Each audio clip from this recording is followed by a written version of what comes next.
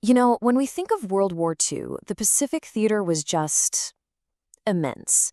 It was a conflict written across a vast ocean, defined by incredible bravery, brutal strategies, and, in the end, a weapon that would change our world forever. So let's dive into how the tide of that war finally turned. And it all really kicks off with these famous, chilling words from President Franklin D. Roosevelt. It's a phrase that perfectly captured the shock of a nation that was all of a sudden plunged into a global war. But what did that day really cost? Well, this was the cost: 2,403. And that's not just a number on a screen, right? That's 2,403 American lives gone in just a few hours. It's the raw, human price of America's entry into the Second World War. So, let's set the scene. December 7th, 1941, Japan launches a stunning surprise attack on Pearl Harbor. It was a massive gamble designed to completely cripple the U.S. Pacific Fleet, but it would end up having consequences they could have never imagined. I mean, the scale of the devastation in just that one spot was unbelievable. Think about it. Of the thousands lost that day, nearly half, 1,177 sailors and Marines, died aboard a single ship, the USS Arizona, when it was bombed and sank. The result was immediate. The United States declared war, and the Pacific Theater ignited. For 6 long, dark months, all the news coming from the Pacific was bad. It was just loss after loss. But then, the American counterpunch. A single, decisive battle that would completely flip the script on the entire war.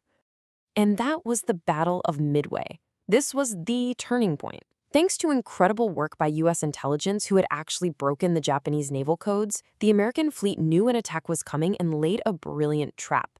American dive bombers caught the Japanese carriers completely by surprise, and in a matter of minutes, the tide turned. It was a massive victory that crippled the Japanese Navy and put them on the back foot for the rest of the war.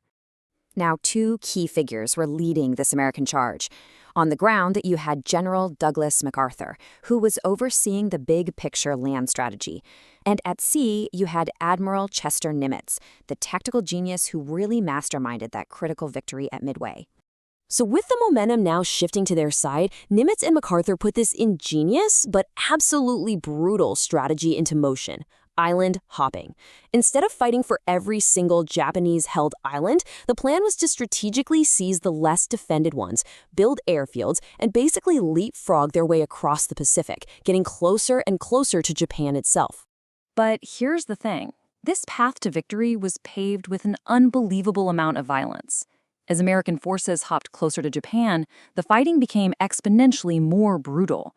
This was the Bloody Island Campaign.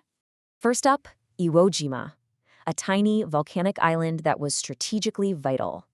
We've all seen that iconic photo of the flag raising on Mount Suribachi. But what that picture doesn't show is the ferocious inch-by-inch fight it took to get there. The Japanese defenders were dug into miles of complex underground tunnels, and it became one of the costliest battles of the entire war. And just when you thought it couldn't get any worse, it did. Next came Okinawa. If Iwo Jima was brutal, Okinawa was something else entirely. It was the largest amphibious assault of the Pacific War, and the single bloodiest battle. This is where the Japanese unleashed relentless kamikaze attacks, sinking or damaging over 400 Allied ships. The human cost was simply staggering. And this right here is the critical connection.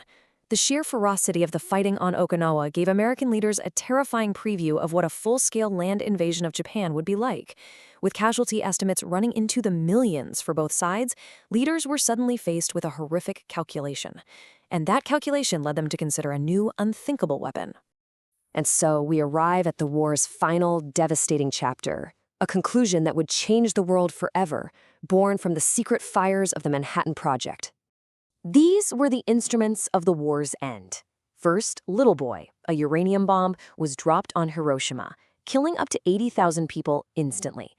Just 3 days later, Fat Man, an even more powerful plutonium bomb, fell on Nagasaki with a similarly devastating toll. The nuclear age had begun. The effect was immediate and decisive. The first bomb fell on August 6th, the second on August 9th. Faced with this new power, Japan's will to fight was broken. On September 2nd, the war was finally over. And so, on September 2nd, 1945, aboard the battleship USS Missouri, anchored right there in Tokyo Bay, Japan, formally signed its final surrender. The most destructive conflict in human history was, at long last, officially over. Which leaves us with a profound and really difficult question. We've seen how the escalating horror of the island campaign, especially Okinawa, led directly to the decision to use the bomb. So, we have to ask, did this unthinkable end prevent an even deadlier beginning? Did it stop the catastrophic land invasion of Japan? It's a question historians and citizens have debated ever since, and it really reminds us of the terrible, terrible calculus of war.